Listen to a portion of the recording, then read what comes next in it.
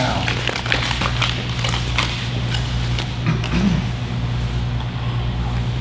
Ooh, interesting. Tomorrow's lesson, interesting. Today's not so much. More of the same. You've seen it all before 1,000 times. You've heard it all before 10,000 times. But have you seen it live? Well, if we are indeed live, then maybe today will be your day. I'm guessing we're live? Welcome, welcome to all of you out there in Instagram live stream audience space and zooming in and out. Hello, welcome, thank you. Good morning, afternoon, evening, and etc. Hello. Let's see if we can go over what we've covered up to this point, at least touching down on each item. That way on the video over there, I've got one video that's got all of those guard passes in it so that you can review it all in one place. And then we'll go into some related material about finishing guard passes and some of the stuff that that I've made mention of that we can use to consolidate and bring everything into a nice guard passing strategy. So the first thing we always do is we're going to open up the close guard. Again, I'm going to just go over opening the close guard somewhat briefly, just the basic grips, what I'm looking to avoid, and how to open up the guard overall.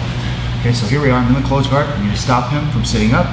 I need to stop him from knee pulling and bringing me down. The way we do that is as he goes to sit up and knee pull, I brace against the body here, right in the shoulder and armpit. I get a grip on each lapel, 1 and 2. Might not be the best grip in the world, so it's fine for me to go and improve that grip and pull all the slack out from behind his head. Then I want to take my knuckles down into his armpits, and from this position, I test it out by straightening my arms, armpits forward, biceps turning out. Sean goes to sit up on me and knee pull and all those different things, and he's got nothing here. So he starts to swim in, he starts to reach for my head and things like this. Now this is a good position to practice with a partner where if you're Sean, your whole thing is to get a hold of the head or swim inside, and my whole thing is to keep him out of the inside position and keep him from controlling my head. If he gets a sense that I lose the ability to stop the first two problems, him sitting up or knee pulling, he's going to attack me with those. So I've got my support position here. If he can swim inside, he's going to do that. If that fails, he's going to grab my head. So I block the inside, he grabs my head. If I'm trying to monitor both of those things and he gets a sense that he can sit up on me, then he'll go ahead and do that. And then last things last, if he can't sit up, or maybe he's working to sit up and he gets a sense he can knee pull me forward, he'll do that. Okay, so 4 things for somebody to work on to help you test out the position. Sitting up, knee pulling, grabbing the head, and swimming to the inside position. Because that's sort of an ever-present danger for me, I highly recommend going into the support position first, making sure that none of those things resolve, then actually standing up, opening the guard, and so forth and so on. Okay, I can open it from here, or if I get a sense that he's a good close guard player and he's strong with his submission, I might decide to go further than this grip, put the 2 lapels together while maintaining the single lapel grip that I had in this hand here. So I had 1 in each, then we go 2 lapels in one hand, and one hand still on the lapel I started with. And now from this position, I still need to be able to maintain those same, I need to be able to resist the same things as I was a moment ago. So from this position, if Sean goes to sit up on me or knee pull or grab my head or swim inside, I need to be able to stop him. Now while that's occurring, I'm looking to grab a hold of his sleeve. So here we are in this position. Let's say he's knee pulling, sitting up, doing all those things. I pes dispenser the jaw, and then I make contact with the body over here. Once I've got contact, I grab the sleeve, I fix up a good grip, and I put my elbow inside and I pass his arm underneath. Again, with this lead arm here, the way that I return him to the mat is that when he sits up, I just give him a nice little lift at the jaw. I don't want to get caught out overextending my arm. I don't want to get caught out leaning forward over him like this. Okay, now that I've got the sleeve grip and I've got control of his torso through the double lapel grip, I'm going to step up on the same side as the trapped arm. So as I step up here, I kickstand my other leg out to the side. So from this position, my right leg will go up and my left leg will kickstand out to the side. One last time. From this position, I kickstand my left leg as I step up with my right leg. Here. Now I take a second step up. My head is over my hands here, but you can see from the zoom perspective, my head is not over Sean's head. So a little bit of a turn here. My head is over my hands, but not over his head. This is safe for me, bad for Sean. This is unsafe for me, very good for Sean. This has the potential to become an overhead sweep because my head is directly over his head. If my head were to come down from here, now there's the danger of being put into different kinds of submissions or being swept overhead. Okay, so we always want to be head over the hands when we get to standing. Then we adjust and square the stance up so that my feet are about the width of Sean's shoulders. Then I go up to vertical posture. So I go up, up, up, up, up, up, up.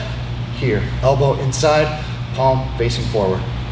I move my head out to the side as I push down on the knee, and the guard will start to open. Okay, let's come back with it. So I'm up with vertical posture here. Now, I have a hold of the sleeve. Sean has a free arm. He may try to scoop inside my leg here. If that should happen, I can challenge his ability to use that scoop grip just by holding onto the sleeve. But sometimes people will have a good scoop grip. They're going all the way elbow deep on you, so this may not feel secure enough to stay in the standing position. If that should happen, I take the knee that's being scooped and I make sure to turn it in like this so that it doesn't get externally rotated like this, and then I end up getting knocked over. I'm in vertical posture, I turn my own knee in here. Now, because of the way that Sean's body is positioned now, as I continue to turn, it puts a lot of stress on his guard. Then I can do the same push down and split his guard from there. Okay, let's come back closer. If I happen to get up to vertical posture like this and I lose the sleeve, and let's say Sean goes double ankle grip on me, so two grips on the outside here. He's got one on this side and the same grip over on the other side. The danger of this grip is it stops me from stepping backwards. And if you remember from open guard study, if he's got control of my two legs like this and he were to push into me, I'm gonna get knocked down. So he brings his knees together, no problem. I know what's gonna happen next. He wants to knock me backwards, holding my ankles and pushing into me. I'm gonna have trouble stepping straight back, so instead of going straight back, I'm gonna kick one leg forward and out and away. So I kick one leg forward, then I look towards 6 o'clock and I kick my other leg out, and I'm in the outside position, ready to work. Okay, so that's just a quick review of standing up with the sleeve grip, what you're trying to do up until that point. Then once you're up, a couple ways of opening the guard, whether they get a scoop grip on you, whether they don't get a grip, or if they get double ankle grips on you and they're trying to knock you down. Okay, I'm gonna go over one more way of opening the closed guard. This comes out of the support position directly, where we put a knee post in the middle, and then we split the guard from there. Okay, bear in mind, when you open someone's closed guard, you're probably gonna land in a knee drop position, something like this. Okay, where the knee and shin are in front of the shoulders. There's gonna be different grips involved here. Maybe you have both legs controlled, a lapel in one leg. There's different ways your upper body can be positioned.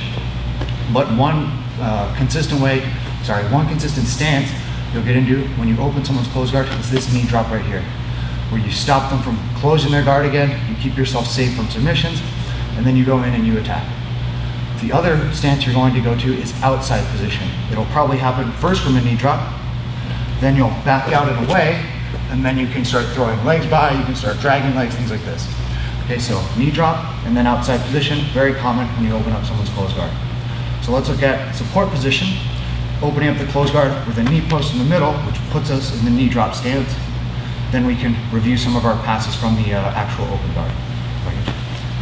So as before, we're looking here at the closed guard, and I know all of these different means that Sean is going to try to use to break me down. So when he does that, he starts knee pulling and right in here, I brace against the body. We take an initial grip, we take a better grip, we get the support position, knuckles in the armpit, armpits forward, and biceps out. Now, if I stand up from the support position, instead of going forward with my leg, I'm gonna step backwards long here. I still kickstand my other leg, but I step back and away from him and not forward. Now I take a second step to get up, and I put stress on his guard by pushing my butt away from him. He goes to relock his guard just like he did there, and now I walk my feet so that my knee goes to the middle. Once my knee is exactly in the middle, I can start moving away. If I'm having trouble getting my knee to the middle, I use my free leg to pass his hip onto my knee. Then I put my feet in a straight line, and the knee drop comes in easily. I pull on the two lapels to bring my shoulders up tall and push the knee drop shield forward. Now, depending on how he responds, we can go into different guard passes. Okay? One very good one from here is if Sean were to try and pommel his leg up and onto me, I can go under that leg. Since his foot's higher than his knee, I can swim underneath and get into a single under stack pass.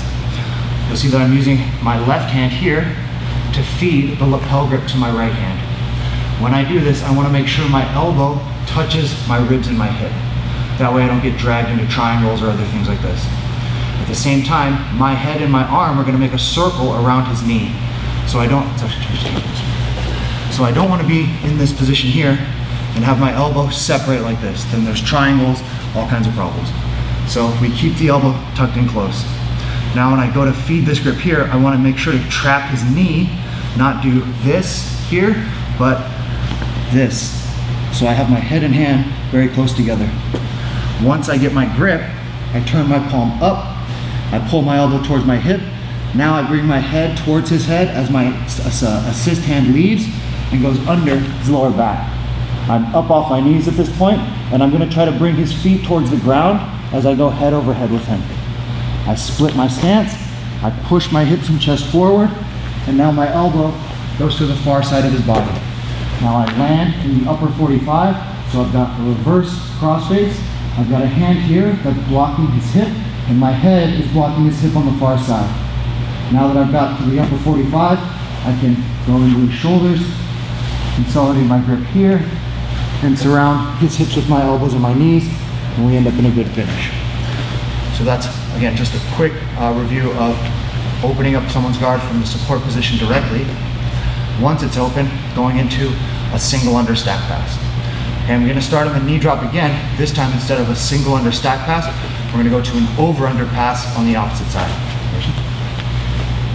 So from this position, we've just opened up the guard. We've got our knee drop in place. We read the opening for a stack pass because his foot is coming up higher than his knee, so I can start circling under and gaining the single under position. Okay, but if I start to go under on this side, and Sean gets wise to that, he's always going to make his leg heavy like this. When he makes his leg heavy, I can over-under pass to either side. What's going on here is his knee does not want to go onto my shoulder. If I can get his knee up on my shoulder like this, or his hamstring on my shoulder, very easy for me to resolve the stack pass I just came from. So what Sean does is he puts his knee in my elbow, and that makes it hard for me to actually lift his leg up, turn the corner, and finish. So I was going here, he starts heavy legging. We transfer the shoulder to the inside of the thigh, and on the other leg, we're gonna hold and step over the top. So my shoulder goes inside his thigh, I step back and over his knee, and I put my shoulder down on his center line. Now it's important here that when I go to the over-under, I get a hold of Sean's knee here with my two knees. So I want my two knees surrounding this leg here. That way I can move his knee towards the center line and actually free myself from his legs. So we go in, scoop grip on one side with a false grip on the hip. My head goes towards my hand. I put my shoulder on his center line. I get a hold of his knee with my knees, and I start walking until I get into a position where his knees point away from me. Then it's pretty easy to pommel the leg free and go into a finish. When you do this walk down to the center line, you want to get their knee pointing away from you by getting your left knee here by their knee, and then your other knee down here by their ankle. So I'm going to turn a little bit here so you can see what I'm doing. Okay, so we're here, and when I get a hold of Sean's leg here, what I want to do is take, my left knee right up to his knee like this, so that I don't have his knee free, and then he can get out of this position. This is no good. So I've got his knee held on with my knee. My other knee is on the other side of his leg. So between my two knees, I've got control of this leg. My right leg will move down to his heel as I walk. So what we want, don't move like this. Watch it, don't do this. Where I don't make any progress down his leg. What I want to do is go from this position, and as I walk, my leg goes down his leg. So instead of this, where I'm mostly at the same place on his knee, I want to work down his leg. That lets his knee turn away from me, and then it's easy to pommel and get into a good passing position. You'll see that we can easily go from that over-under position I just left into a flank position that we covered before, or into a knee weave position, but that all just comes from his knees pointing away while I do the over-under. Okay, so we've got a single under stack pass, we've got an over-under pass, both of them coming out of the knee drop position. Now I'm going to go over similar starting position, but we go into a cross knee pass. Okay, a cross knee pass works well when you're trying to do, it works well from a lot of places, but in this scenario, it works well when we're trying to go under a leg, it's not working out, trying to go over under, not working out, so we go cross knee pass over and through the legs. So we start off same knee drop position. Remember, we're using this knee drop to prevent our partner from closing their guard a second time and or attacking us with various kinds of submissions. I would like to go, if he brings his foot up, I would like to go under and start the single under stack pass, but Sean starts heavy legging, can't get that to work. I would like to go to the over under position, but as I try to get over this leg, he might be drawing his knee just high enough that I can't safely step over from a knee drop position. So now I'm going to swim the scoop grip inside of his leg. What I want to do is get my elbow and knee to be close together when I arrive in this position. So it's important I don't do this and just try to grab anywhere on him. It's not so important that I grab him. What's important is that I stay in between his knees as I go into a cross knee pass.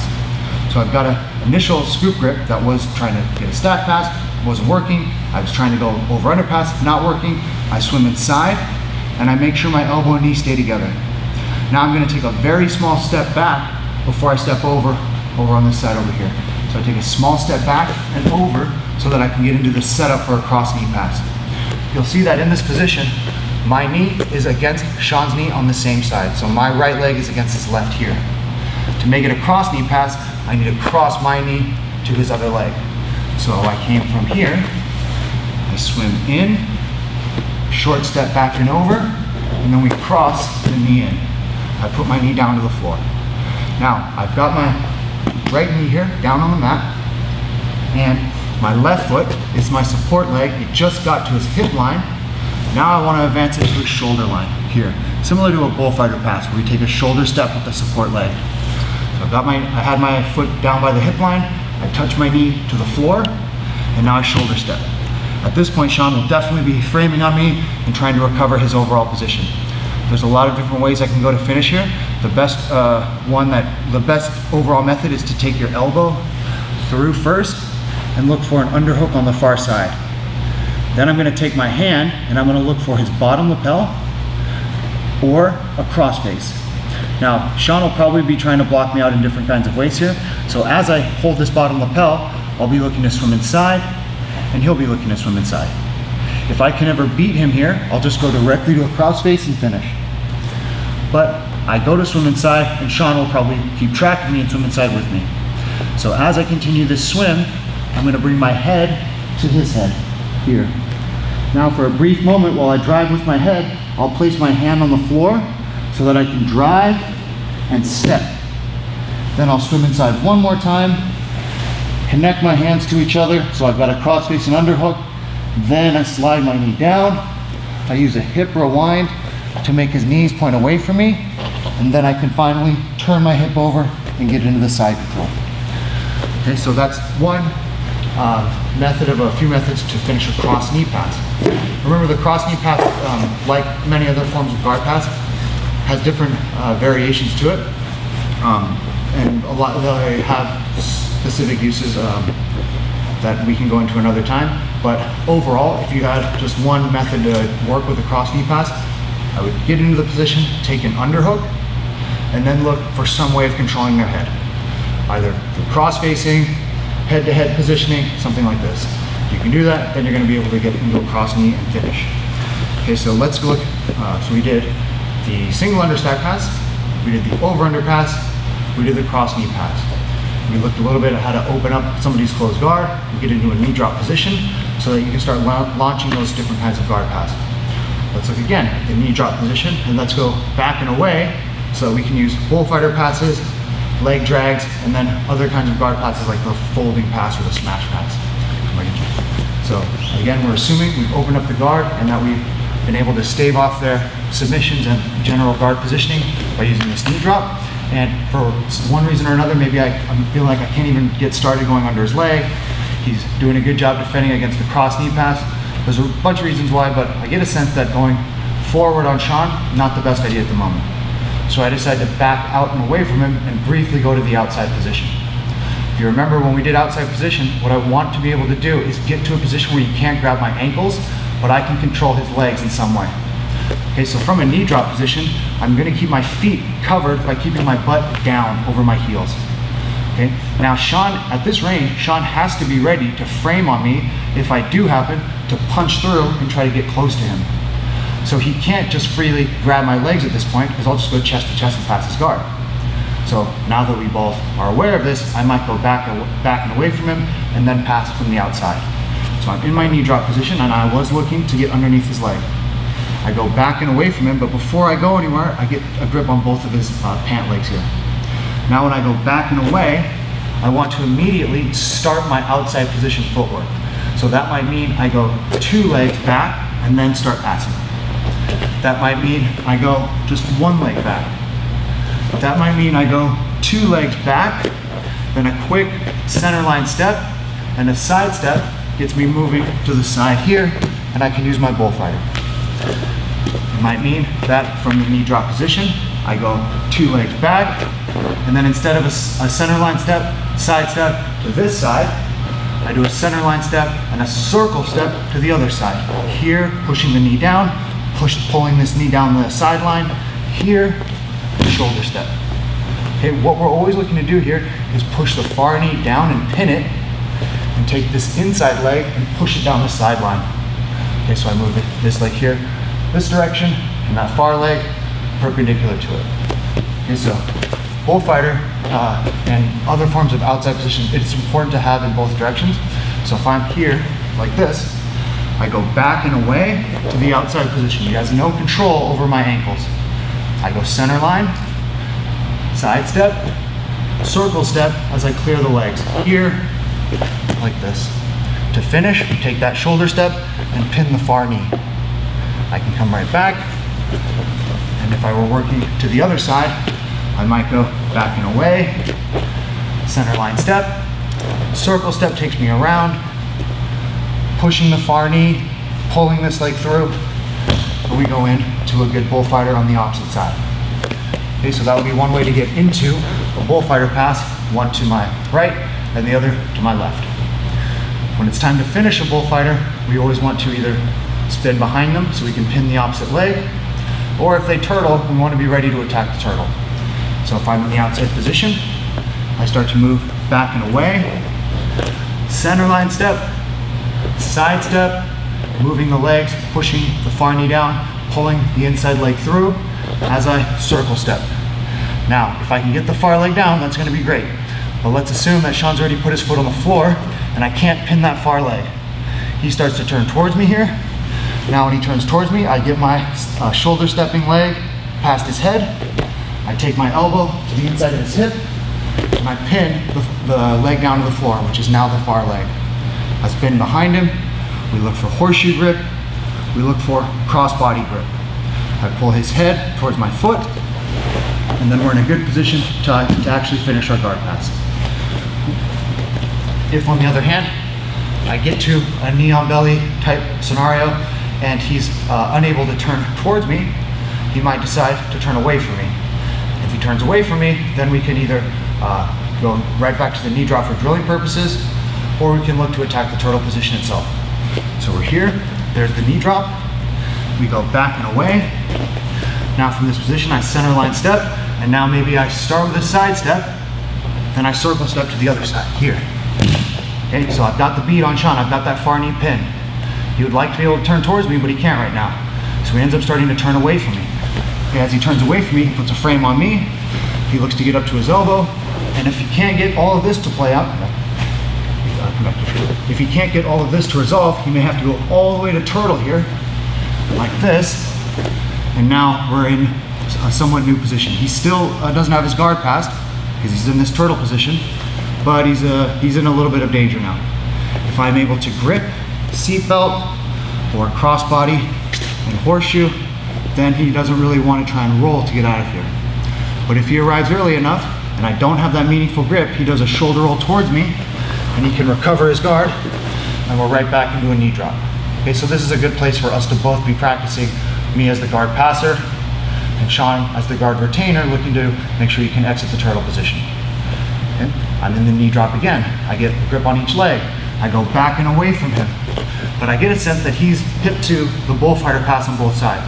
Maybe I step, center line step and side step, and I can feel him tracking me to one side. So maybe I go, all right, well, I know what to do. I'll circle step to the other side. But he's already tracking me like this. Okay, so we might get tied up if we stay in that position.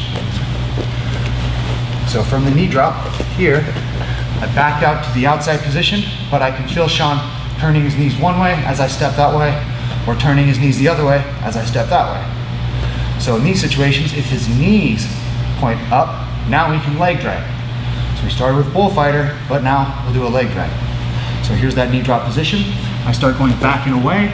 I take my center line step, my side step, but I feel him starting to track me. So I go from my bullfighter grip that I have now to a grip on the outside of the leg here. Now I'm going to take a back step so that I square everything up and drag his leg. My shoulder and knee come down. I grab the cross body and I get into this position here. I'm going to tuck my leg so that my knee fits inside. Then I take my support leg out in behind him. I can have my elbow on his knee, or I can have my armpit around his knee. Both of these will work well. Elbow on the knee, or armpit around the knee. Either way, in this leg drag and flank position, I've got a support leg behind him. Okay, so here we are. I just did my leg drag. I've got my elbow, my armpit over his knee here. Now, once we're in this position, Sean will have to frame on me to stop me from finishing his guard pass. So we could go all the way through to the horseshoe grip. But another way to deal with the frames that we should be comfortable with is to swim inside of it here as we turn the corner, like this. Now I end up on the upper 45, I can pin his hips and head, and then we go in, and we look to get control of the head and shoulders, and actually finish. And so again, from a knee drop, we're here, and I have my grips on the legs. I'm looking to go back and away from him. As I go back and away, I start circling his center line with mine, but I get a sense that he's starting to follow me. So no problem, I go to an outside grip, and now I step back with my left leg, drag his legs, and come down on my shoulder and my knee. I get a hold of his lapel, and I can do like I did before, knee inside, flank position with my support leg behind him. Alternatively, instead of going to the flank, I can put my right knee in between and go up into a knee weave position, where my knee is now between his knees and my support leg is in front of his body instead of where it was before when it was behind his body. Okay? When we're in a knee weave, the big idea here is to get control of his head and separate it from his lower body. So I'm in with the cross body grip. I still have my leg drag grip here on the pant leg. Now I'm going to pommel my arm to an underhook and a cross face. Always keep in mind, when you're in an exchange like this where it's Sean's 2 arms and his head against my 2 arms and my head, it's very rare that you'll just get an exceptional crossface from the start. What usually happens is you take a bottom grip on the collar or something like this, and you make an attempt to get a crossface. If you can get it, excellent. If not, it's usually because they swim in with you like this. There's going to be times when you swim in with them, you get ahead of them. There's going to be times you swim in, and as they go to swim in, you use a knee to staple their arm down so that you can gain that crossface. There's going to be times when you swim in and they swim in, and you get a sense you're going to be in this for a little while, so you use your head to crossface them.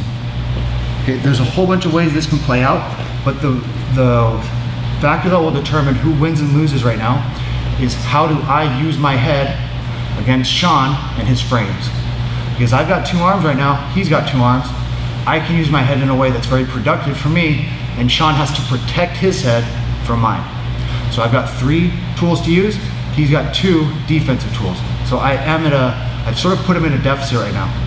He's not gonna be able to keep track of me unless I just have this one arm trying to barrel through the front door. This is not really gonna do it by itself. It'll keep me stable, but I need to be constantly threatening to put my head in like this. Then when Sean frames on me, and he tries to keep my head away, that's when I can be more effective swimming inside. That's when if he swims in with me, and I swim in again, my shin can come in, and that will clear the way for my actual cross face. Okay, but however it happens, if you're in a knee weave, your goal is to get some form of control over their head so you can move their head away from their legs. So that might be cross-body grip and simple head pressure like this. I make him look away from his own knees so I can put my knee into the pocket of his hip. We stand up and over in the mount, and then from here, we've got lots of good ways to go through. We can go into different arm locks and things like this. Okay, so that would be one example of leg dragging. Once you leg drag somebody, you can go flanking them and going towards their back, or you can go to a knee weave and go into the mount position. And if you recall from yesterday, one of the things we were touching on was if you go to pass somebody's guard and it's time to actually finish a guard pass, you're going to be tasked with either going towards their back, going chest to back, or going towards chest to chest, which might be side control or it might be the mount. And you want to be able to do both of these things when your partner is trying to defend and stop you from passing their guard. So let's look at not a leg drag this time, but what I call a folding pass. The other common name I've heard for it is the smash pass. It is similar to a leg drag in one way, and then it's similar to a cross knee pass in other ways. What a folding pass or a smash pass is when we go from a position like this, where maybe I'm in a knee drop. A folding pass or a smash pass is when I go from a position like this and I'm able to, one way or another, get his 2 knees on one side of his body, but not by dragging his leg. Usually by bringing my knees and hips into play and then starting to fold him into a position like this, where now I've got my knee woven between his legs here, and his 2 knees are on the same side of his body. So with this specific guard pass, it's sort of like a cross knee pass in that I want to cross his body to get into this general guard passing stance.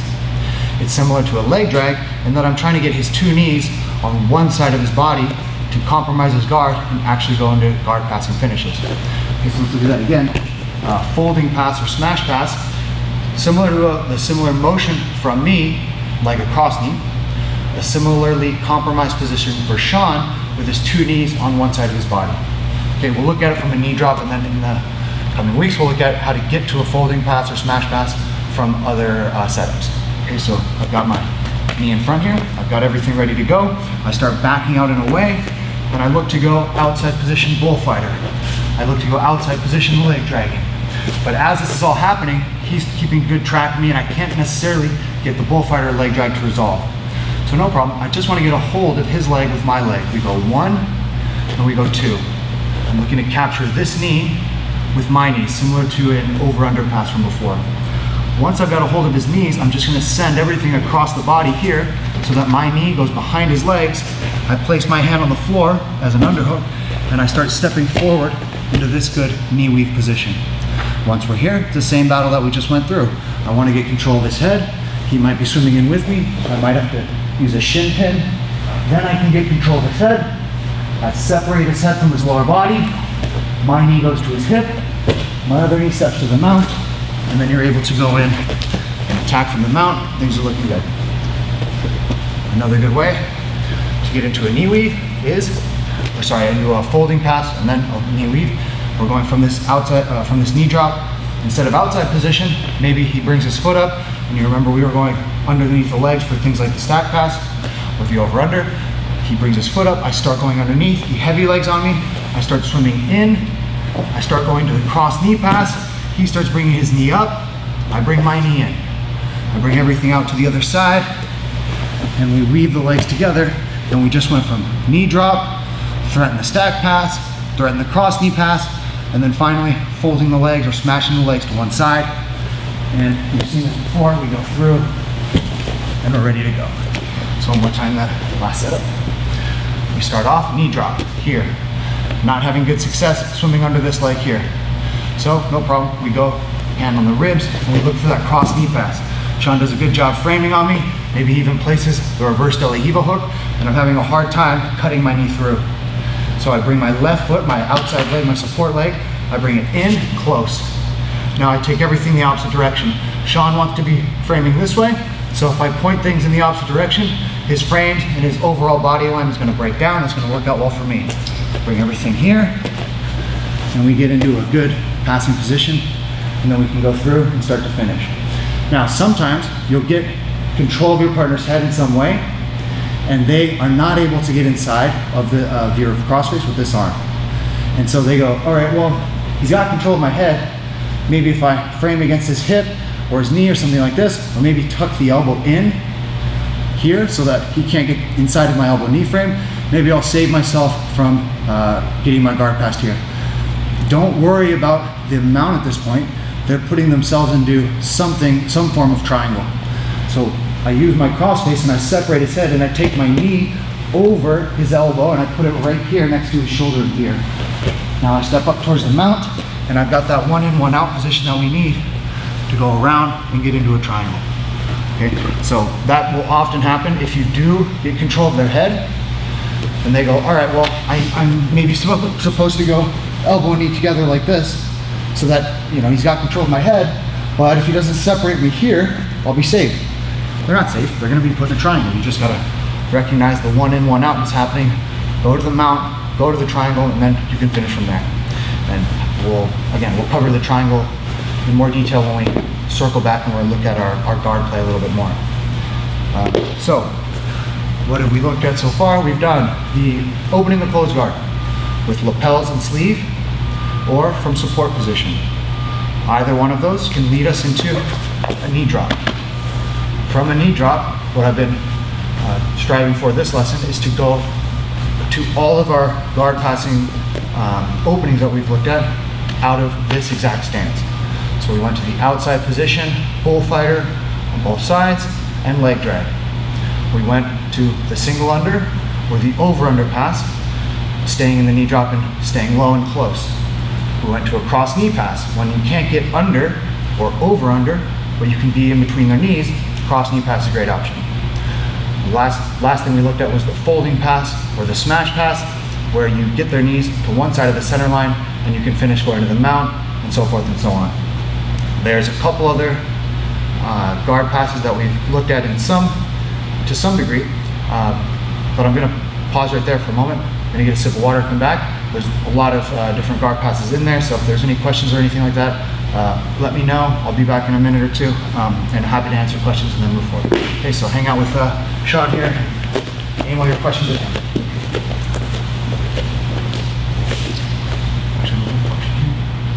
If you get fully cross-faced, that's the first thing you address. This is a good question. If you get fully cross-faced, is that the first thing you address? It is, but it's very hard to address a cross-face directly. What's your preferred way to deal with a cross-face that's been established? Yes, so this is a follow-up to the first question. What's your best way to deal with the cross-face once it's been established? A good cross-face is not a good thing you can't tolerate a good cross-face, just go to sleep, but you can't accept a cross-face. The tricky thing about it is it's hard to fight directly. The purpose of a cross-face completion is, let's say if we're in a position like this, if Sean has side control on me and he gets a cross-face, what I can't do is just sit here and resist and try to turn this way. That adds to the pressure of the cross-face here. I can't rely on my upper body to push Sean away from me, because that's going to expose me to even more danger, submissions and positional advancements, but I need to address this. Because if I get cross-faced and I can't look towards my partner, very hard for me to point my legs at him and be effective. Okay, so there's a few things that we can do. One of them is if your partner ever puts their neck like this here on your forearm and you can Pez dispenser the jaw, then you can compromise their spine just like they're trying to do to you. Now this is not me going like this and pushing Sean and trying to lift him up. Okay, that's not really gonna work. What I need to do is take my hand and I'm just gonna fix it in place and I'm just gonna turn my hand like this. Here, Okay, so that I cut into his neck with the sharp of my forearm, and I get a small lift in his jaw. If I can ever do that, then it's easy to outside step, bridge, and elbow escape and make my way out of here. But people don't always give you that. They're gonna start putting their ear down here, they're gonna look towards your legs, and it's gonna be hard to start moving their chin up. Okay? So what we have to do is I've got to align my eyes and my knees before I do anything else.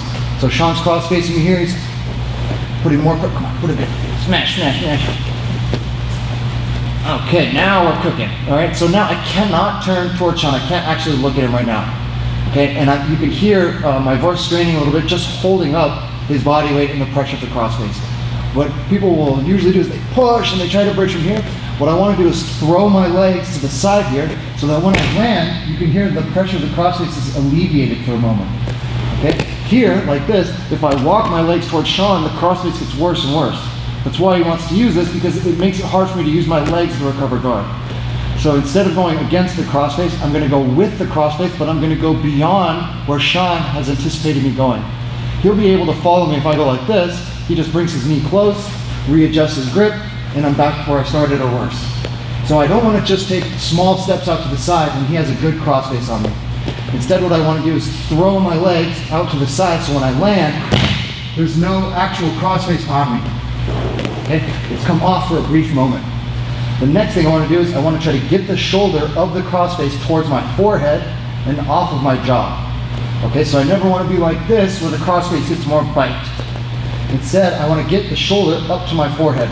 So I take my legs and I throw them to the side, and now as I turn back towards Sean, I'm going to tuck my chin and bring my face towards his stomach so that now the crossface is on the crown of my skull. And it's much less effective here than when it's on my jaw. Now I can figure out how I want to escape. I can bring my inside knee in for an elbow knee escape. I can try to turn to my knees.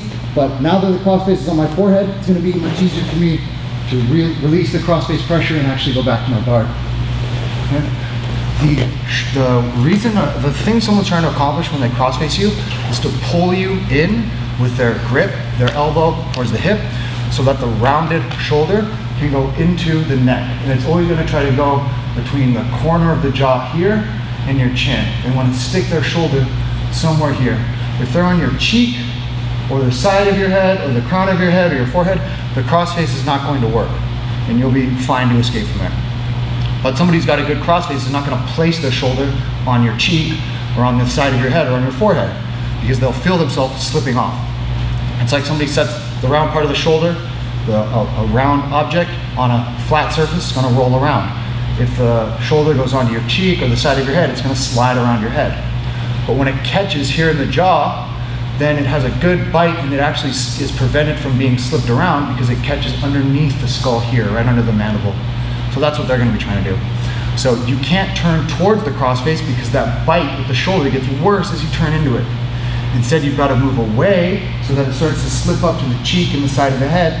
Then you can duck underneath it and actually turn back towards the person. This will feel like you're exposing your back at first, and in truth, you are to some degree. But when somebody has a good crossface, you have to realize what's happened. Can I borrow your chin? It could be from mount, it could be from half guard, it could be from side control. But if somebody has a crossface on me, he's got one of the most dominant forms of control that he could ever have. He's got control of my head directly, his arm controlling my head. So anything I do here is going to have some amount of risk associated with it. If I were to try and just push him off like this has a lot of risk associated with it, and it's not even that productive. So it's risk that doesn't have a lot of potential reward. It just tends to make things a lot worse. If I try to point my legs at him, there's not a lot of likelihood that's going to resolve if he's got a good crossface, but it won't feel like I'm actually in that much danger if all I'm doing is this. Because this hasn't changed the crossface. My legs are flailing around, and sometimes people feel productive when their legs are flailing around, but they will soon realize they're not. What you have to realize is the crossface stops me from looking towards him, and if I can't look towards him, I can't use my legs in that direction. If we were like this, here, he's close to the crossface, but if you've ever been in this position where the crossface is close, but it's not quite on, you know exactly what the difference is. I can move very freely now and put my knee inside and elbow escape. So when someone's got a good crossface, you got to realize they've got the beat on you. You're losing at this point. So you're going to have to take some risk to get out, and that risk means turning away to some degree so that you can get out from underneath the crossface and turn back towards them. What you want to avoid is having them drop to your back when you turn away. Okay, if I start turning away like this and Sean drops his chest down towards my back, now there's no crossface, but obviously my back has been exposed. Okay, and we can think about this from Sean's perspective as someone who just passed my guard, as when he senses that I'm turning away to relieve the pressure of the crossface, what he wants is to have his torso and upper body land on my torso. Obviously this works well for him because now he's basically on my back. So what I want instead is, as I turn away and I get a sense of him trying to move to my back, he thinks he's being so clever here, I have him land on my forearm instead.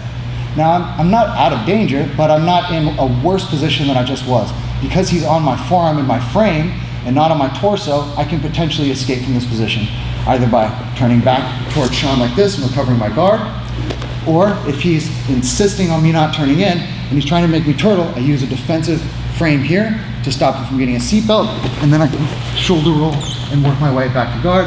Sean's in his knee drop, and hopefully we were in frame for that. These are some of the considerations when you're filming and live streaming, is getting used to being in frame, which I'm not getting a little better. I hope that gives you some insight into the crossface question. I'm happy to go over that a little bit more. It's one of these things where if we're thinking, how do I deal with the crossface? What's happened overall is the perspective has shifted entirely from what we are studying right now, which is if I'm passing someone's guard, then I'm in an offensive cycle on top, but we're in a neutral position. Okay, so can you put the Sean? So we're here. Sean is in a neutral position with me. I want to pass his guard. He wants to play guard. Sweet, take my back, submit me, whatever it is. Good things I can do from here, good things he can do from here. Now this can change and I can still be in his guard, and maybe I go to a position like this. I'm still in his guard technically. I haven't scored any points or anything. We're still in a, what would be called a neutral position, but I would say I've got a big advantage over him now because I've got angle, he's framing on me, his legs are on me, so forth and so on. Okay? On the other hand, if I'm in this position and Sean puts me in a trap triangle, he doesn't actually score any points for this, but he's super close to finishing me and winning the match. So we were in a neutral position, and we're technically, in terms of scoring, in a neutral position. But all of you know, this is not just equal. He's about to beat me, and I've got to do some defensive work here. Okay?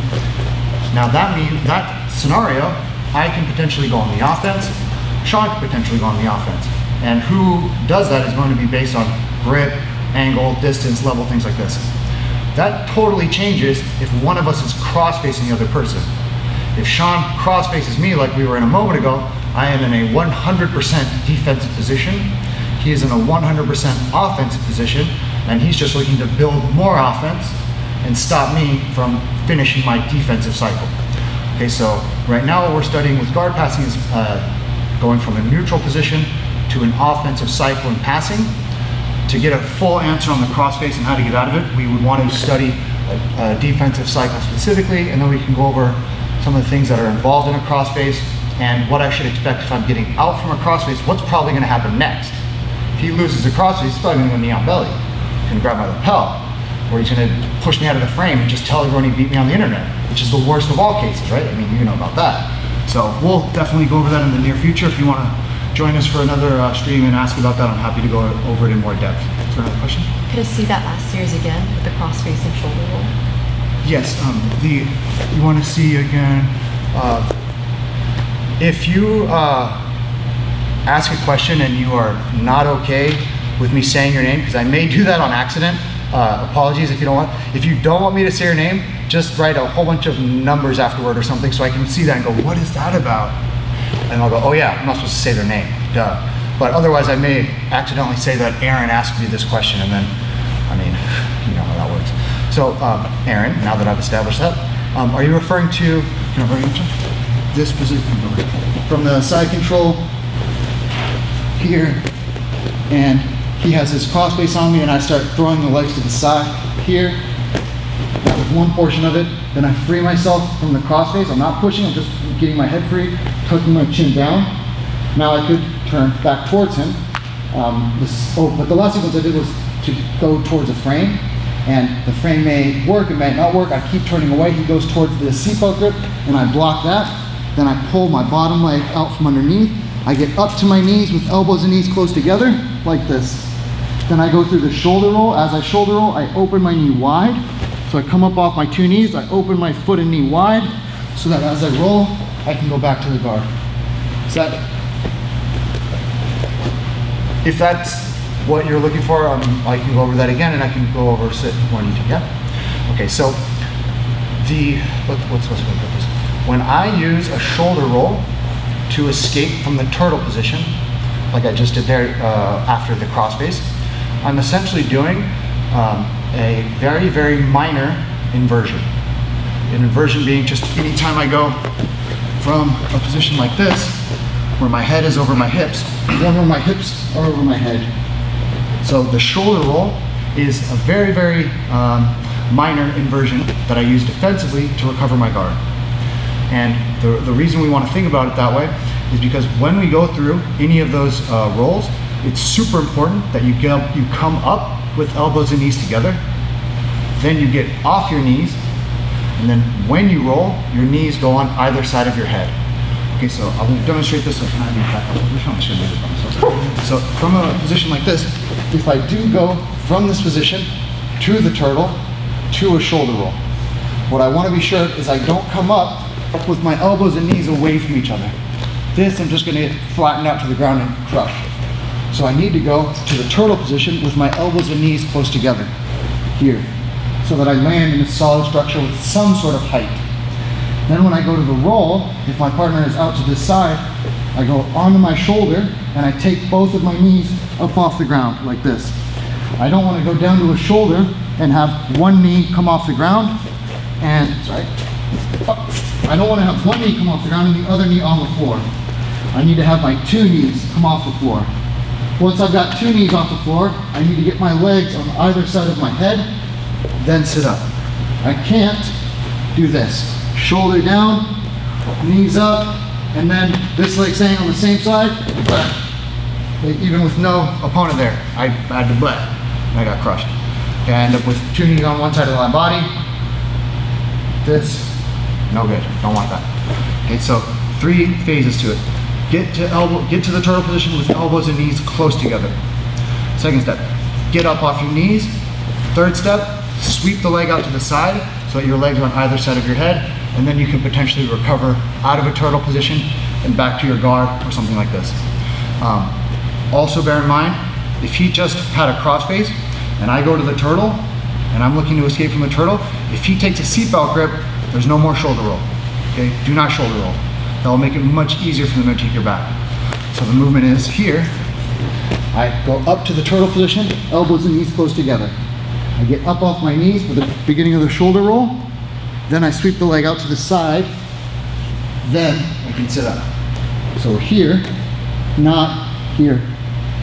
And that's all, again, assuming that he does not have the crossface on me or he doesn't get a seatbelt grip, then I can successfully do that. If there's other parts of that question, feel free to let me know, but that's the basic nuts and bolts of turning away from somebody, stopping them from getting a seatbelt grip, getting out of the turtle position using a shoulder roll. Is the follow-up question, what do you do if they have a seatbelt? No? No one? Follow-up question, what if they have a seatbelt? Oh, yeah. Okay, well, I'll just let you guys play around with that, and then maybe we'll have some participatory questions for the next time. Sean, any questions? No, I just had some Gatorade.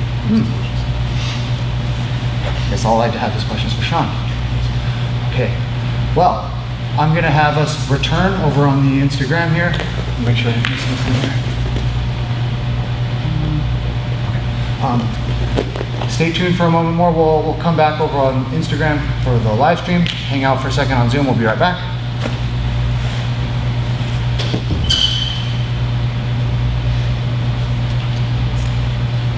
You're gonna roll out of frame or in frame?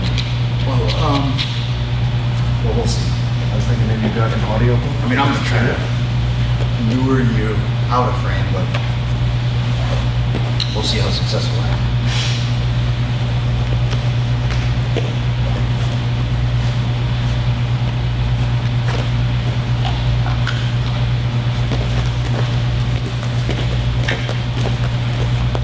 Start out closer.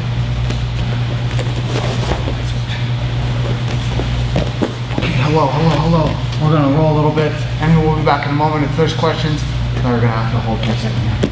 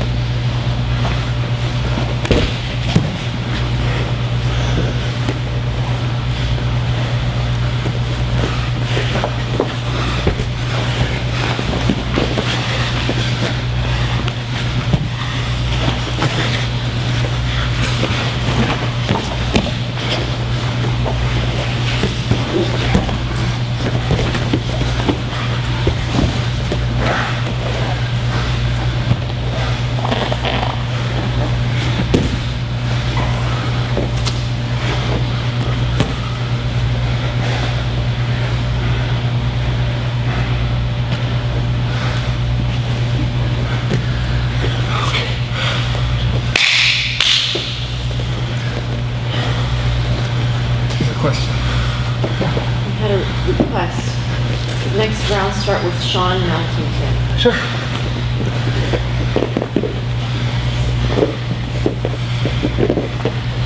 Is that going to make a difference? Really?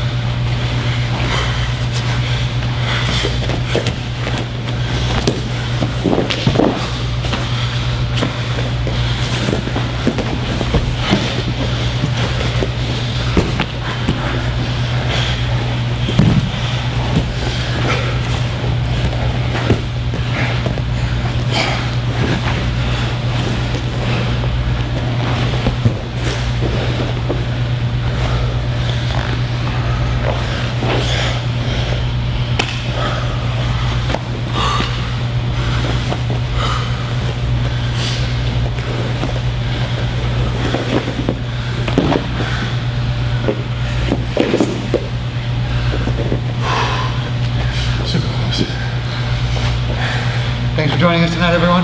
Thank you to Sean. Thank you to Emmy. Have a good night.